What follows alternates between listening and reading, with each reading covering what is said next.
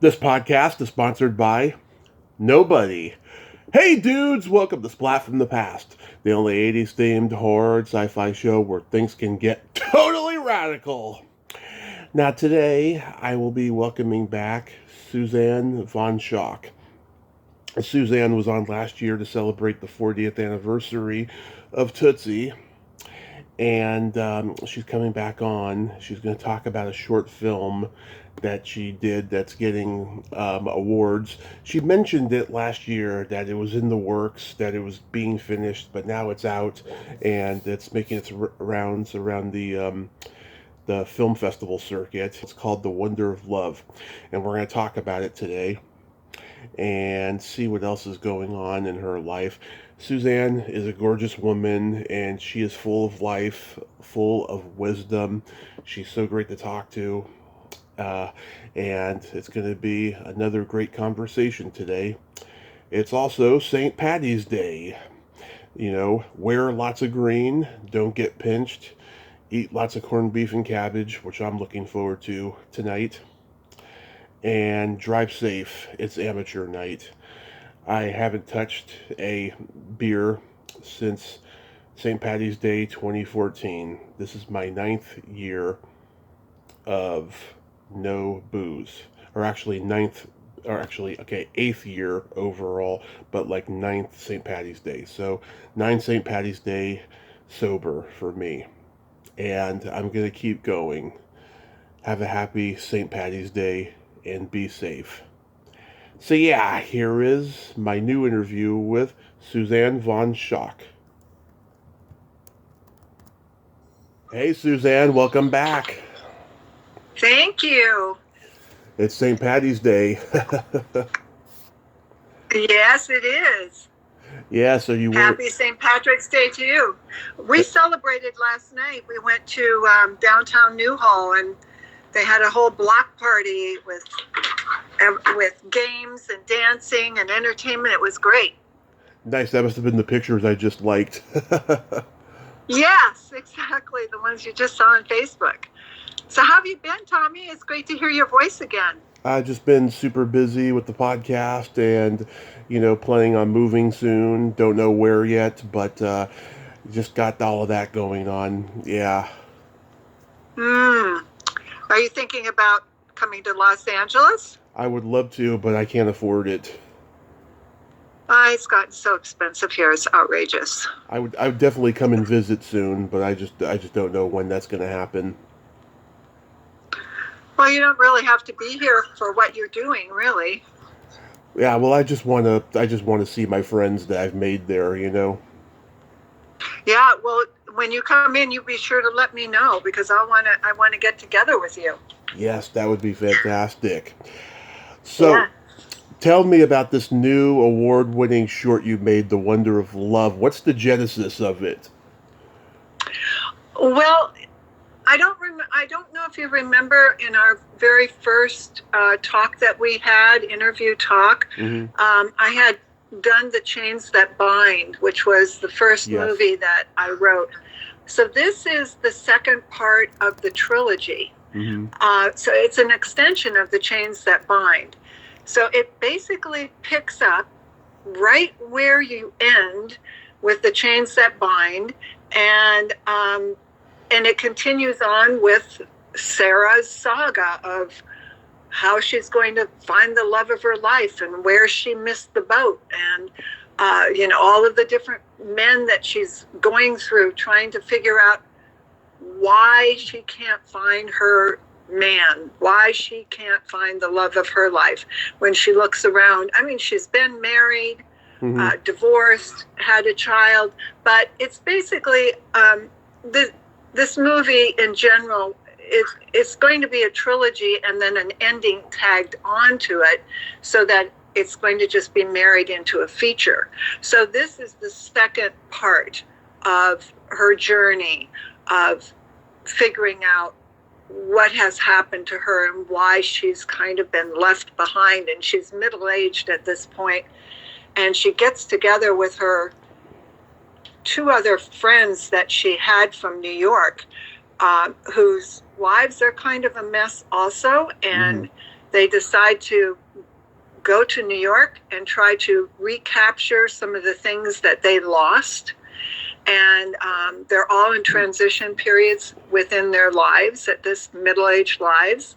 And as it turns out, Sarah ends up swearing off men, but she ends up meeting a guy in an acting class, because one of the thing that she had kind of left behind was she got married and moved to Los Angeles and left her acting career that she had in New York behind. So she was going back to New York, and she was going to, rekindle acting classes and get an agent and try to work. And in the acting class, she meets a younger guy. Mm-hmm. And of course, it takes a twist where she had sworn off men, but here comes this younger guy who's, kind of after her, and she decides to just leave because she feels he's too young. And she goes back to California, leaves her two girlfriends who are not too happy about that, because she has made them traipse half around the country. And she comes back to California, and he follows her. Mm-hmm. So that is this part of the story of the movie. In the beginning, with The Chains That Bind, she's in therapy. Now she's kind of moved past therapy, and she's in the process of finding herself a little bit more. She quits her job. She doesn't like her job. She, mm-hmm. Decides on this whim to go do her bucket list. And in the third one, which I am writing now, mm-hmm. I don't want to really go into all of that because it will kind of ruin the end of the story, but she begins her transition at the very end of the Wonder of Love, and you're going to see her growth by the end of the third part of the trilogy. But they all link together. Nice. Now, based on the synopsis on IMDb, it's about a woman's struggles to find true love. Is it autobiographical in any way? Oh, yes. There is. Yes, there are many things in both of these short films that are taken directly from my life. Some of it has been enhanced, mm-hmm. and some of it is just true stories. For instance, in The Wonder of Love, there is a pivotal scene, and it's the scene that everybody really, really loves. One of the scenes. There's another scene that everybody loves also, but the one with the father, and that's the poster. I have the picture of Patrick Gorman, who plays my father, and I sitting on a swing in the backyard. And I wrote a monologue, and that he says this monologue to me, and all I do is react to it. And the monologue is, well over a minute. But he's a brilliant actor. He has so many credits. He's like, 87, 88 years old, sharp as a tack, mm-hmm. Still does karate, still works out, does all of that. Yeah. He's done so much work, but he's not a household name. There are a lot mm-hmm. of great actors around that worked all of their lives. I mean, he started as a child actor and worked all the way through. Sure. Very interesting guy. He's probably somebody you would really like to have on your show, because he has so many great stories. And he's worked on some major projects over the years. And he was a delight to work with, I have to say. But that is the transitional point of The Wonder of Love, that scene. And it ended up being exactly what I wanted. Was very powerful, and that's what everyone says. And then the other scene in the Wonder of Love that everyone likes is when the young actor, the young guy, comes to my apartment in New York to rehearse a scene. and I couldn't, get the rights. I couldn't afford to get the rights of from the Dustin Hoffman movie with Anne Bancroft. The Graduate. The Graduate, yes. So what I did was I made him a pool guy, and I did the seduction thing, and I just wrote a different script. But pretty much everybody gets it, they get what's going on. So that scene is really, really good too. And that also is another transition, because she, has said, okay, I'm going to forget about men, and I'm just going to go after the things that I really feel that I dropped in my life, but I want to have some kind of completion and closure. So that's also, so I was very happy with this film. It's twice as long as my last one. This one was 28 minutes with titles. And my first was, I think, close to 13 minutes with titles. Wow. How long did it take to film? We did it in 2 days, which was, wow. They were long. They were long 2 days, but, we started early, and I had to finish by 6, because this time I hired, I stepped up a little bit. I had a better DP. I had a lighting guy. The first film, we didn't have a lighting person. We kind of did it on our own. Mm-hmm.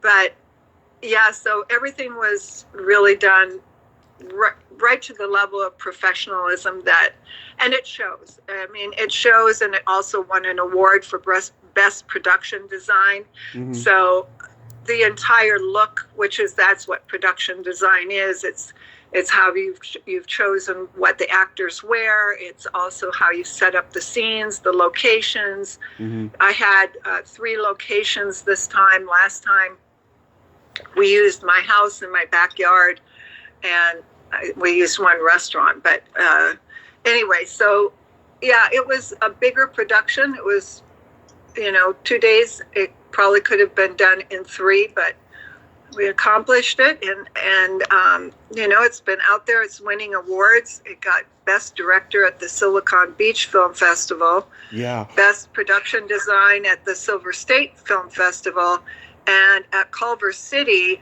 That was really an experience. Sometimes these festivals, you have only a few people in the audience, depending on what time. Mm-hmm. We got the 9:30 slot, and I thought, 9:30 during the week, probably nobody will show up. Well, it was packed.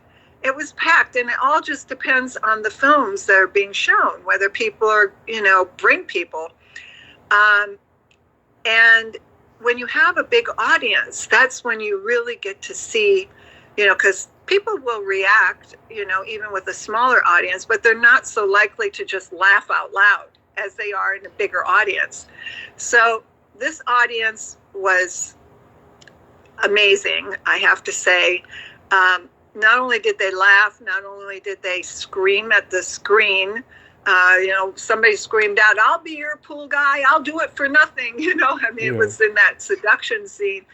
But by the end of the film, they were cheering so hard because the young guy comes back to get me. They were cheering so hard for the characters that you could not even hear the sound coming out of the sound system in the theater. Wow. And that was, and that was at the big theater out at Howard Hughes, the AMC theater. So that was a big theater. And I won Best Original Screenplay for a short film. Wow, that's amazing. For that. Yeah. That is amazing. Congrats on that. Let's Thank you. Let's talk about Jodi Jarest, because I had her on the day before Thanksgiving last year, and she was so wonderful. We talked approximately 2 hours. She mentioned you. How far back do you go with her?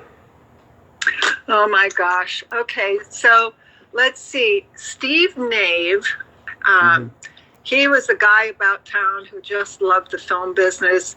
He was an actor, he was a casting director, And then he also had these casting director workshops. And so I guess I have to go back to how old my daughter might have been. I've known her over 25 years, I guess, for sure. Maybe 20, around 20, around in there.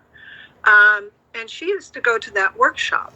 And everybody in town knew Steve because he was just, he just loved the business. And people were in and out of this casting director workshop where he would have casting directors come in and then they would hand out scenes to the, people that were in class. And you really had to sign up kind of early because the casting director would see 10 or 15 scenes a night. And so that would be, 20 or 30 people, and that would be it. So usually it was 20 because most casting directors didn't want to spend the whole night there. So I would see her regularly on a weekly basis because I went mostly on a weekly basis whenever I could. Some casting directors I had maybe seen before, or maybe I'd skip it, but always, I was like, oh, look at her. Her work is so unbelievable. I I have seen her do some work that some of the work I have seen in like a casting director workshop, or even in my regular acting classes that I had coming up. James Franco was in my acting class, and he when he wasn't even 18 yet. He shouldn't have even been in that class, but he lied about his age. But some of the work I've seen in classes is way better than anything I've seen on TV or in film. And Jodie, I can say, is one of those. She's really a great actress, as well as Frances Welter. Frances Welter I have known forever and ever, too.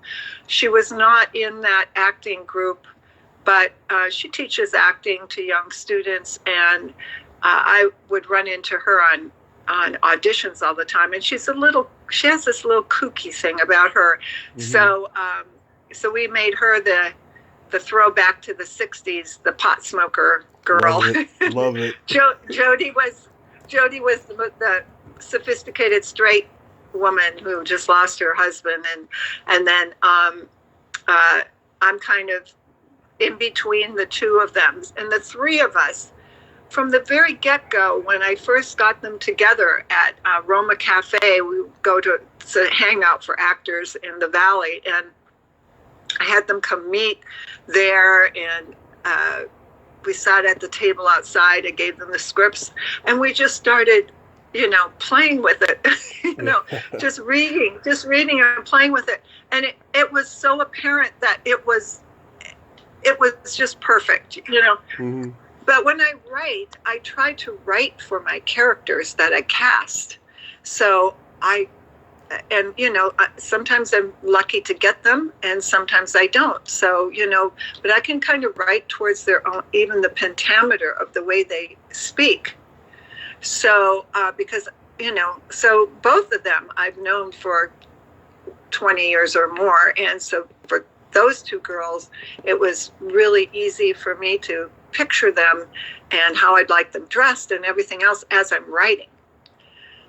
And it turned out great. Everybody said, the director, everybody said, oh my gosh, you three girls. You three girls. It was wonderful. And really wonderful to work with both of them because they were so giving. And you would think that they were getting paid, thousands of dollars when it was, a SAG low budget deferred. They just showed up with all their bells and whistles and did an amazing job, and it shows on film. It shows up on the screen really well. Ah, that's great.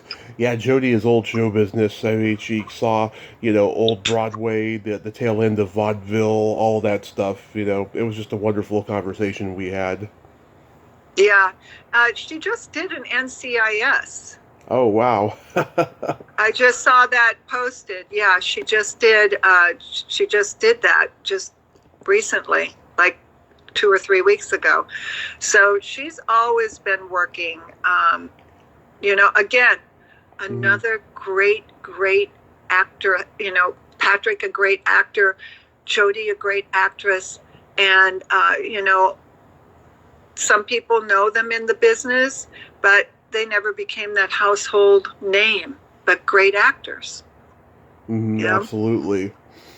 So you said you're working on the third part of the trilogy. Is it going to have like a third, a happy third act? Yeah, so that's how I've been writing it, is, act 1, act 2, act 3, and then the ending will be, it's not going to be a fourth, but it will be an ending. I'm still trying to decide whether after the third, that I should just put that out into film festivals, and then I will have shot it. I'm planning to hopefully shoot this in the summer, but I will have shot the third and shot the ending. But I'm still trying to figure out, should I put the third in the festivals just to see how it's playing, or should I shoot the third and attach the ending and just marry it into a film and put that out into the festivals? So I eventually will marry it all together and put it in the festivals as a film. But I'm wondering, well, should I put the third one in, the third part of the trilogy first and then the film? I'm just not sure. I'll have to see how it all ends up. But yeah, it will be a third and final act. Nice. Is what I've got it planned to be. Although I've had people say to me, Suzanne, this could be an original series as well, because it could just go on and on and on. Right. It could continue on. But, if somebody sees it that way, and I get that lucky, that, somebody comes to me and said, oh, I want to buy this and I want to, put it on Netflix. I mean, that would be such a gift. But, who knows what's going to happen. I know that I can make it into a film and, and probably get some distribution. I'm going to have stars in the third one.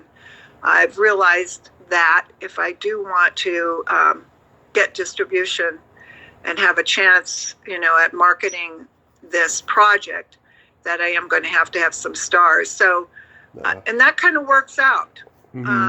Strangely enough, this whole project is kind of gone backwards. Usually you write the entire script, then you get people attached, and then you get money and then you shoot it. And in my first broadcast with you, I think I mentioned to you that I was trying to jump back into the business after being out of it for a long time, and my friend just challenged me to write a short and star in it and get new film on myself. And that was my only idea. That's all I had in mind, was just to get new film on myself so I could get an agent. So it went further than that, because then we put it in festivals, and then we submitted it for a Tully. It won the Silver Tully in 2021. And then, it was, well, you better carry this one on. So some of the people who ran different film festivals said, yeah, you should make a film out of this. So I decided to do that. I mean, truly, I didn't even know that I could write. Yeah. That's a good feeling when you find out, huh? Well, I know this. I can write on this particular topic. Yeah. I don't know. It's a real diehard writer can research and write on a lot of different topics. I know I'm good on the rom-coms, okay? Yeah. Did you host a reality show called EX-treme Dating? I did that, yes. Yeah, I saw it on your IMDb, and I couldn't find anything about it on there or on YouTube. What was it? EX-treme Dating, it was, people that did outrageous things and were looking for the same type of outrageous partner. So, like rock climbing, and trying to find somebody that did all of the things that you like to do, Mm-hmm. or parasailing, or dropping from a helicopter, or whatever. And but it was a dating show that was set up pretty much like, the guy would be interviewing the girls, and then they come out, and then they would tell about their experiences of whether they really are the real deal or they weren't, because it's sort of like it's kind of like Blind Date, if you remember that, where Yep. You didn't know if that person was really, or whether they were fooling you or not. Yeah. Right? It was like that. So when the girl came out, and then they'd ask her, no, actually, I've never rock climbed in my life, but they were good liars, Mm-hmm. So it was just a takeoff of one of those dating shows. It was fun. I've considered starting a love connection / dating game type game show on cable access once I move, something like, Data Nerd, where they ask each other nerdy questions about, pop culture and film and television that they like and stuff, something really original, Oh, that's a great idea, because it's also informational. Mm-hmm. To the audience, if they are like a movie nerd and they know all the answers to all these questions, Right. That is a great idea. And then you don't have to have it about movies. It could be about other things. So there again, you could take the premise of the extreme dating and you could use the extreme situations also, which is another type of nerd. It's a sports nerd, Yeah. You could have somebody who's like, they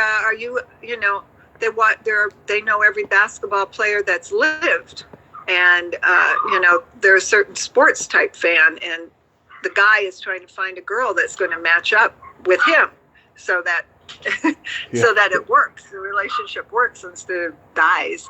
Yeah, it's a great idea. Yeah. Are you an expert on dating and sexual relationships in general? I don't know, an expert. How could I say that I'm an expert? I can say that I have had a lot of interesting situations happen to me during the dating process, which Same here. You asked me earlier about are any of these things related to your life? I mean, I could tell you one Mm-hmm. really funny story. My daughter was working for an orthopedic surgeon. Mm-hmm. And she said, "Oh, you know what, Mom?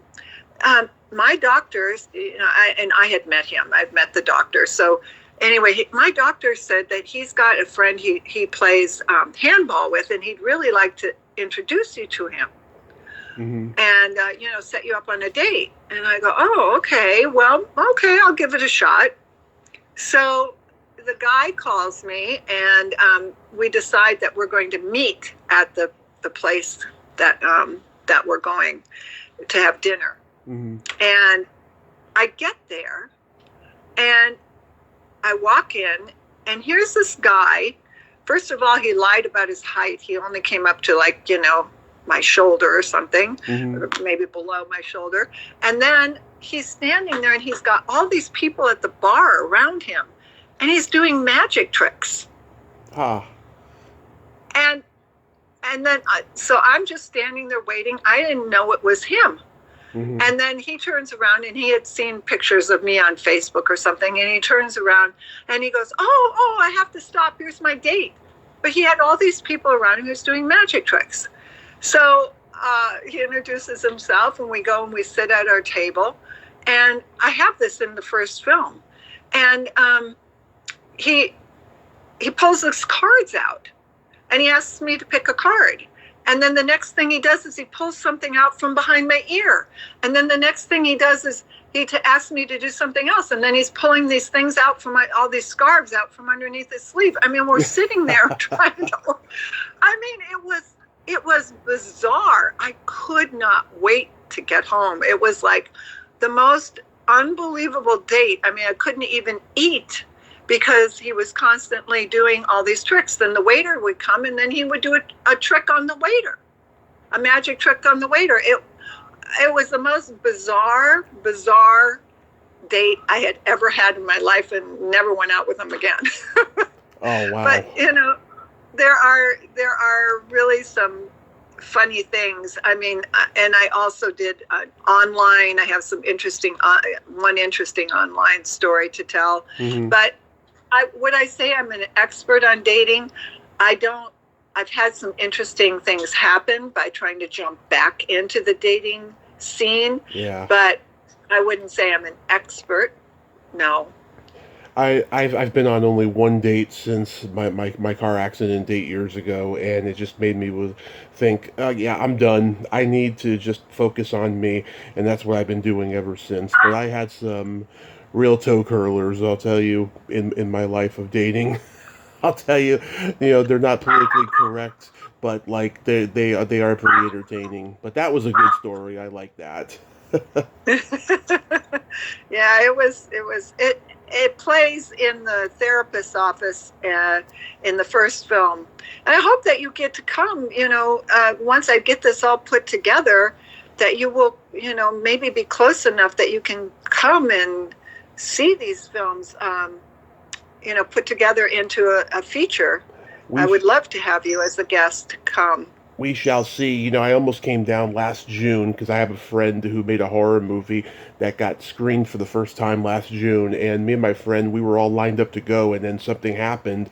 I think my mom was having surgery that week, and then my friend had a family member who was having a wedding, and so unfortunately I didn't get to go, and I missed the screening.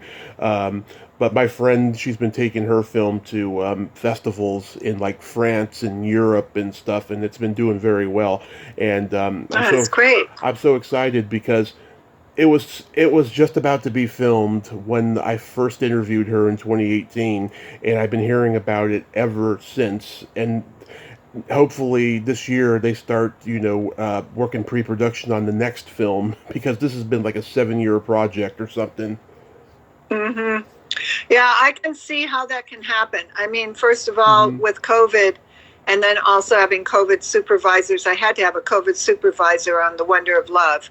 Mm-hmm. Hopefully this next one, I won't have to pay for that. But, getting the money together and doing it is really a difficult thing. There's another, I don't know if you've seen this, there's another project that I did. It's with Eric Zazowski. He is a producer from London, England, and it's called the Actors by Actors show, of which I'm featured in episode 4.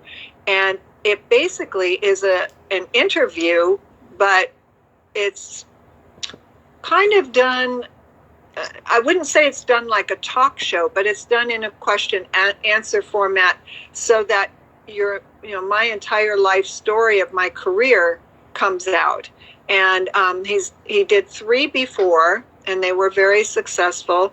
So I'm featured in episode 4, and it's called Actors by Actors Show. Mm-hmm. And he's going to continue to do more. And his idea is kind of what I was talking about before, about, actors that are good actors and people who are busy and doing things in the industry, but they're not household names. So he is not focusing on stars. He's focusing on the working people, that are working and have been around for a lifetime of doing this, like a Jody Juress and a Patrick Gorman and a Suzanne von Schaack, yeah. And we've been around for a long time.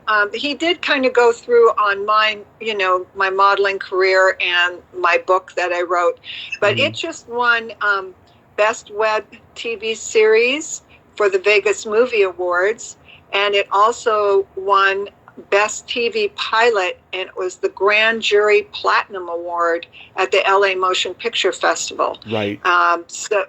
So that's done very well, and I'm happy that had I not done that first film, Tommy, none of this would have happened to me. Right. And now I'm trying to uncover distributors and find out about the business part of the business. How do you monetize? How do you make this happen? Because I'm going to have a film done, and it's going to be in the can and ready to go. So I'm trying to find out about the streaming process and who are the sales agents that sell to that particular market. And they all, from what I'm finding out, the distributors and sales agents specialize in different genres. So you have to find those people, because some of them do the shoot 'em up, beat 'em up, anything that has to do with martial arts or action. They specialize in that. And then, but I've got to find people who specialize in the rom-coms, and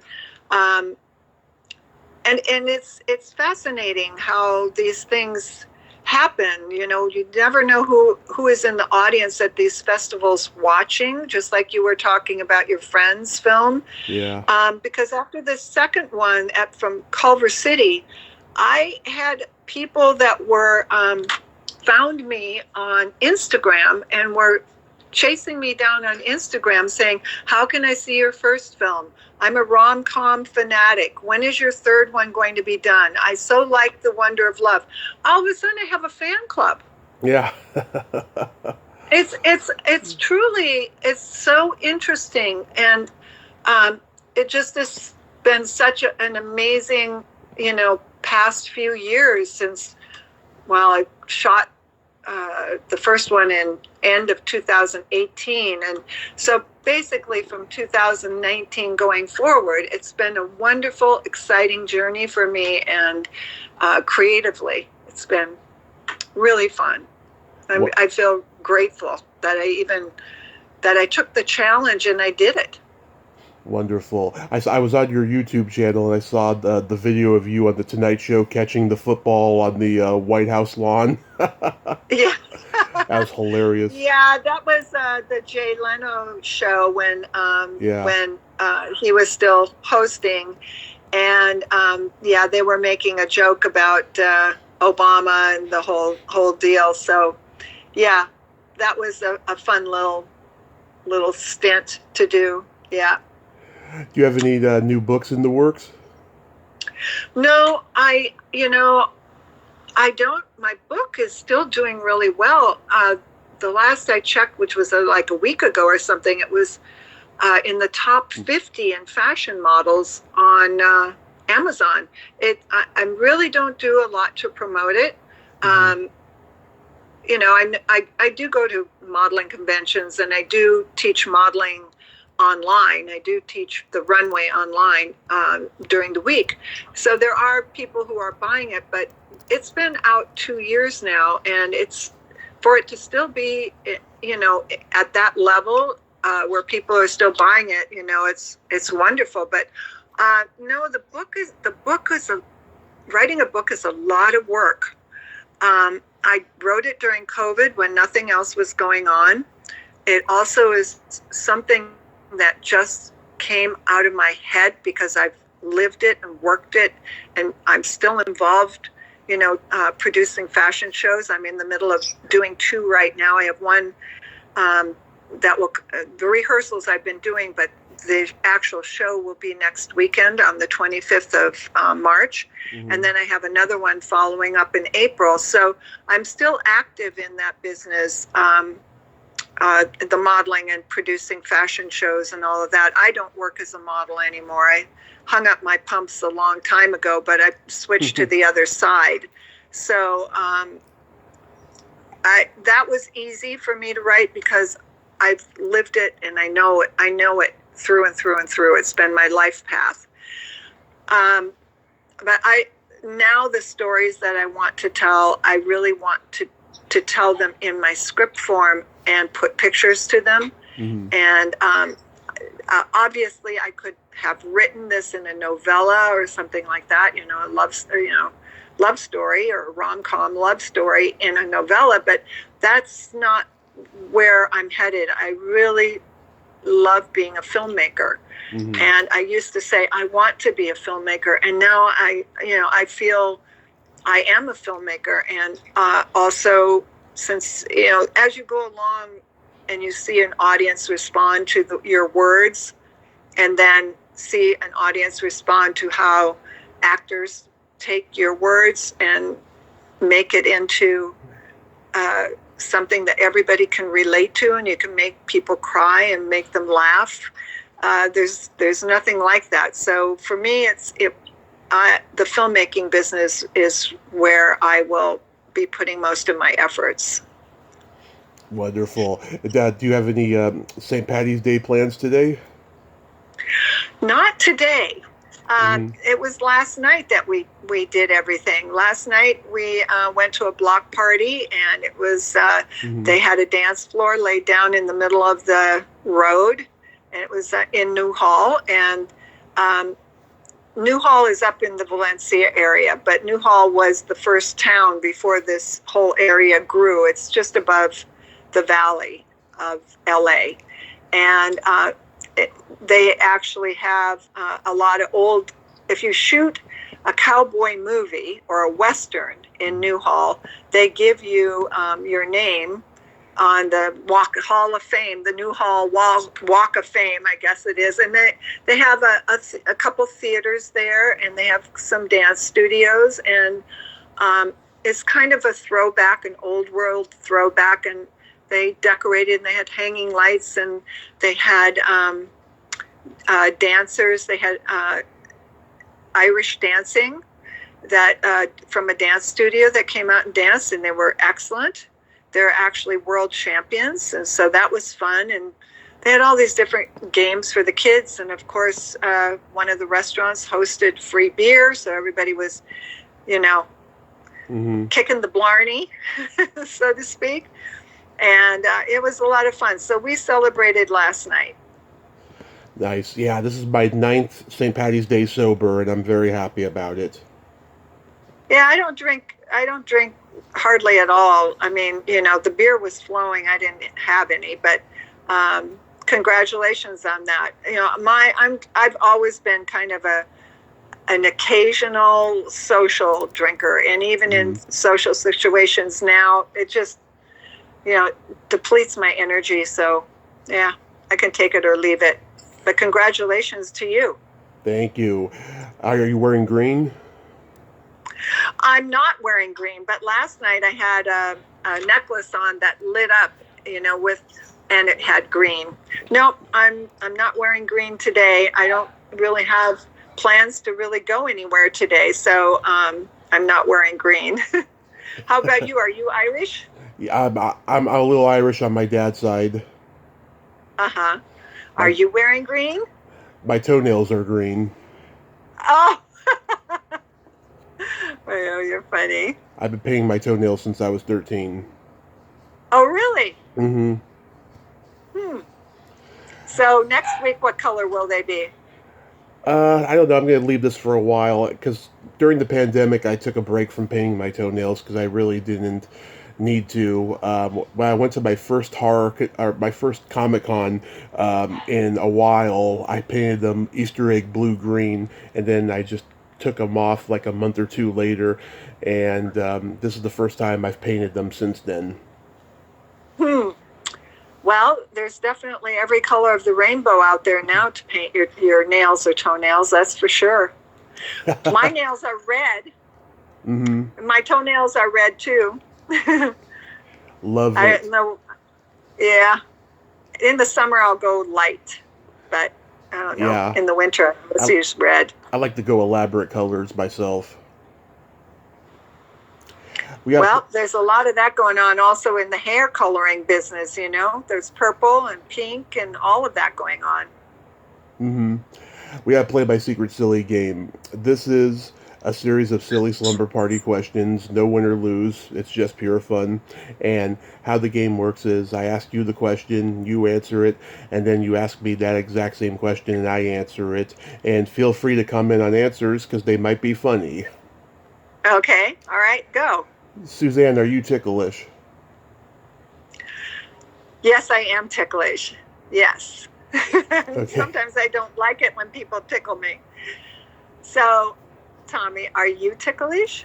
Oh, yes. I love being tickled, but if you tickle me without warning, I'll hit you in the groin. Oh, okay.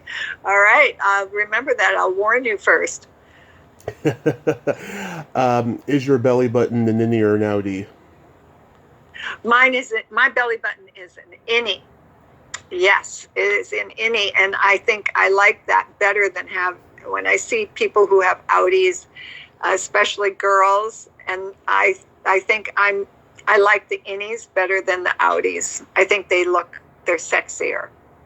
And so, Tommy, is your belly button an innie or an outie?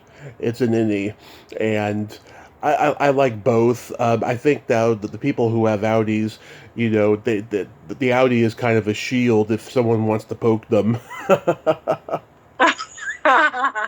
Okay, uh, cute. we kind of answered this question already about our toenails being painted. You have red, I have green. Mm-hmm. What would you say is your best personality trait?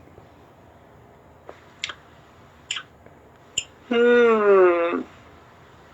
I think my best personality trait is that I'm a really good friend. I agree. You agree? Yes, Okay. So, Tommy, what is your best personality trait? I have empathy and I have no filter. Okay, that's part of being a really good friend. Yes, I'm a Gemini. Okay, my daughter's a Gemini. I'm an Aries. Yes, your birthday's So, next week, right? yeah, it's the 27th. Oh, That's yeah, That's Quentin Tarantino's birthday.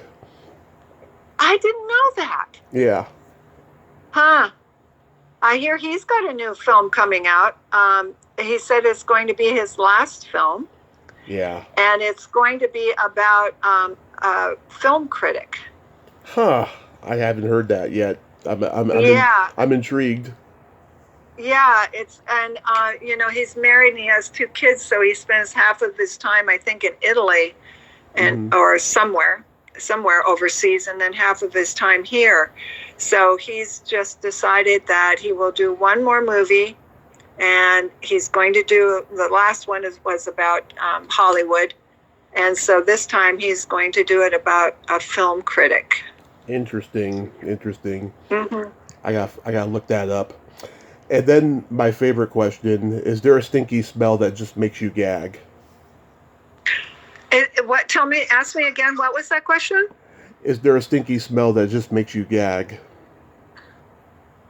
Yes. When I was a kid, we used to take vacations in the car, and Hmm. my dad would drive out west usually because he had hay fever and asthma, and so did my brother. Hmm. And there were certain parts of the country that we would go through, and it was a gas smell, but it always smelled like rotten eggs. Oh That yeah. smell, Oh yeah.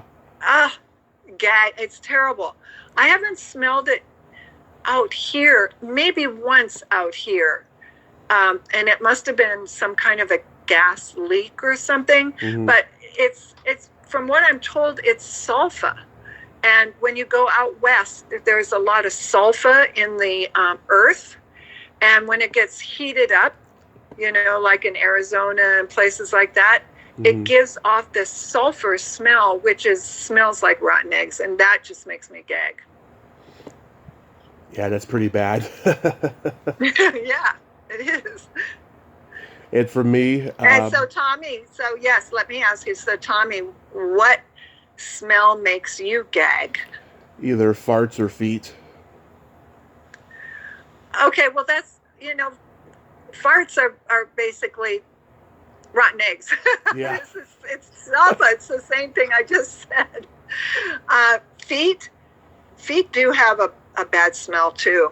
If you don't take care of your shoes, Hmm. it basically comes from your shoes more. It's your feet that sweat, and then when you take your shoes off, that smell is bad. Absolutely. Absolutely. Ooh, I agree. I have a St. Patty's Day joke for you. Okay. Okay. How many Irishmen does it take to screw in a light bulb? I have no idea how many. 3, 2 to hold the light bulb, and 1 to start drinking until the room spins. Ah, that's a good one. Thank you. That's a good one. Thank you. One. Suzanne, thank you so much for coming back on, and I'm so glad that the film is doing well for you. Thank you, Tommy. I hope that after I do the third one and we see how it's doing, that I can come back on again and maybe talk about how the film is doing. It's going to be a journey putting this all together. Absolutely. But it'll be a journey that I feel that I'm blessed with. That it has been a blessing and a growth spurt for me. Doing all of this is kind of like going to film school, but you're learning on the spot. Absolutely, and you're on the right path. You have yourself a happy St. Paddy's Day, happy early birthday, and be safe out there. Okay, Tommy, you too, and I look forward to talking to you again. Absolutely. Okay. All right. Bye-bye. Bye-bye. Well, there you have it. Suzanne von Schaack. Ain't she a sweetheart? Oh, what a great lady. She's so fun, and she is a kind, loyal friend. And so I'm glad we got to talk again today, and I hope everyone gets to see the short when it officially comes out. Well, until next time, this is Tommy Throwback Kovac saying there's no shame in living in the past, because the present sucks. Later, dudes. Happy St. Paddy's Day. Me Irish.